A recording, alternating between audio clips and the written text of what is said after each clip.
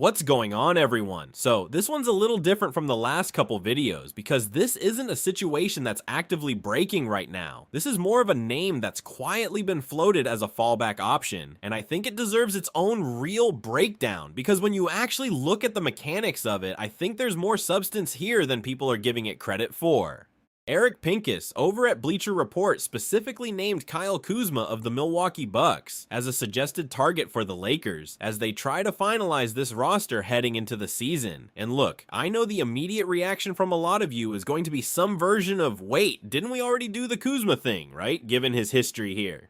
But I actually want you to set that aside for a second and just look at the pure basketball logic of this, because I think it's more compelling than the nostalgia angle alone would suggest. So let's start with why this is even being talked about at all. The Lakers, even after an aggressive offseason, still have what's being described pretty consistently across multiple outlets as a somewhat nebulous situation at the forward spot. You've got your backcourt basically locked in with Luka and Austin Reeves. You've got Walker Kessler and now Kevin Looney handling size and interior toughness. But that combo forward spot, the four, the stretch four, whatever you want to call it, that's still genuinely unsettled heading into training camp. The reporting specifically lays out a few internal options, guys like Sandro Mamukelashvili, who profiles more as an offense-first, defense-shaky option, or somebody like Jake LaRavia or Jared Vanderbilt, who lean more defense-first with shakier offensive profiles. And the framing from Pincus is pretty direct. Unless the Lakers get a genuine surprise breakout from somebody like Zaire Williams or Matisse Thybulle, the starting power forward spot might not actually be on the roster yet. That's a real acknowledged gap, and that's exactly the kind of gap where a name like Kyle Kuzma starts to make real sense, even if it's not the sexiest possible answer. Now let's talk about why Milwaukee specifically might actually be motivated to move him, because that's the other half of this equation that people aren't thinking through carefully enough.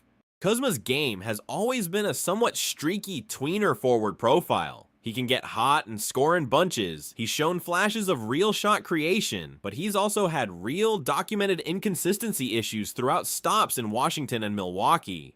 And from a roster construction standpoint, if Milwaukee is looking at their own long-term timeline and Kuzma isn't a perfect stylistic fit for whatever direction they're building in, moving him for something more useful to their specific timeline, draft capital, a different kind of role player, whatever it might be, is a completely rational front office decision independent of anything Lakers related. Here's what I actually think the fit looks like, and I want to be really specific about usage here because I think this is where a lot of surface level takes on this topic get it wrong.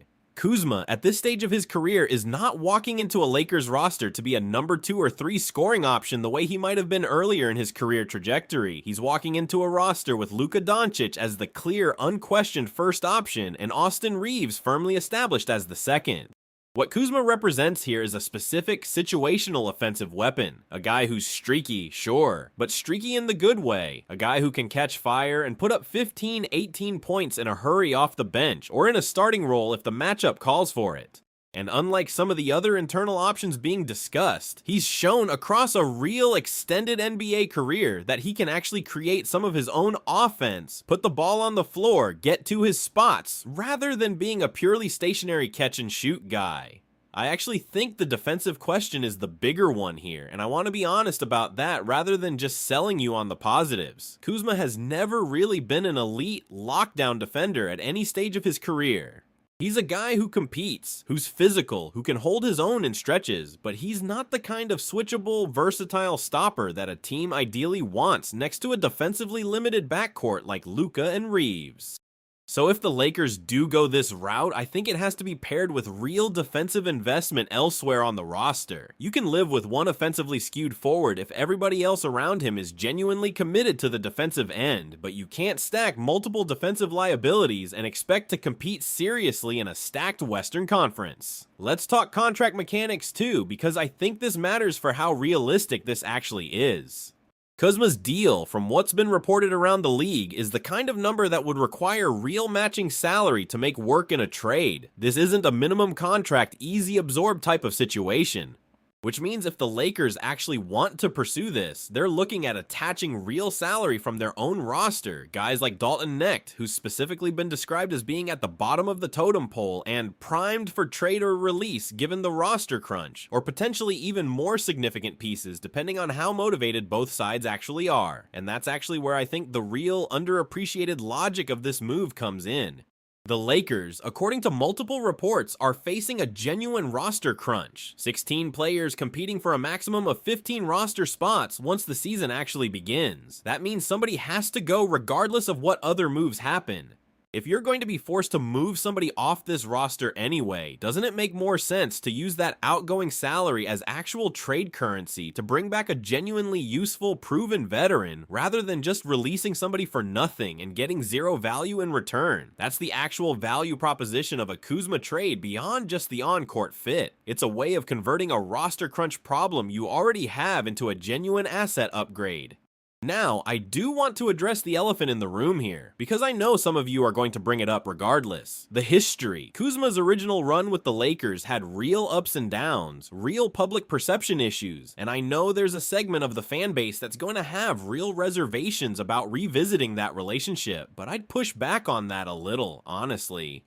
That version of Kuzma was a much younger player, still figuring out his role, still figuring out his identity in this league, often being asked to do more than his actual skill level supported at that stage of his development. This version of Kuzma years later, with real NBA mileage and real experience playing meaningful roles on multiple different rosters, is a fundamentally different, more mature, more role-defined player. I don't think the history should be disqualifying here. I think it should just inform realistic expectations about what role he should actually be asked to play this time around. Not a number one option, not even really a number two, but a genuine high-value third or fourth scoring weapon who understands exactly what that role requires. Let's also talk about the emotional locker room angle here for a second, because I think it's genuinely underrated in trade analysis generally.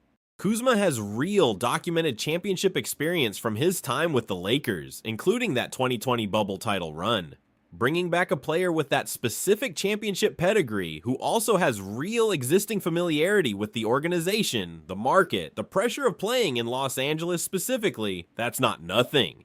That's exactly the kind of veteran presence that can help stabilize a locker room that, let's be honest, is going through a pretty significant transition period after this offseason's roster overhaul. So here's my actual overall evaluation on this one. I think it's a genuinely sensible, if not flashy, roster move if the Lakers can find the right matching salary combination to make it work.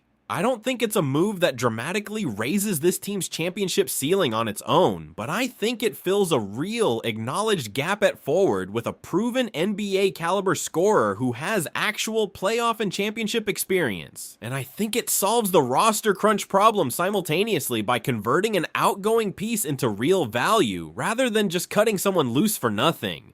My prediction, if I'm being honest, is that this is more of a fallback option than a top priority for the front office right now. I think they're still exploring some of those other names, the Peyton Watson situation, other potential targets, before circling back to something like this. But if those other avenues don't pan out, and given how the reporting frames some of those other pursuits as increasingly unrealistic, I wouldn't be surprised if Kuzma's name resurfaces as a genuinely serious, actionable option as we get closer to training camp and that roster crunch deadline becomes more urgent. Anyway, as always, this is a discussion. I pass the question to you. Are you open to a Kyle Kuzma reunion with the Lakers, given everything, or do you think the history makes this a non-starter regardless of the on-court fit logic? Let me know your thoughts and opinions down in the comments below. That being said, if you haven't liked this video, hit that like button. Helps me a lot, so you enjoy these types of videos, truly appreciate it. And subscribe to the channel, hit that subscribe button, turn on the bell notifications, appreciate you. I'll see you in the next one. Thank you.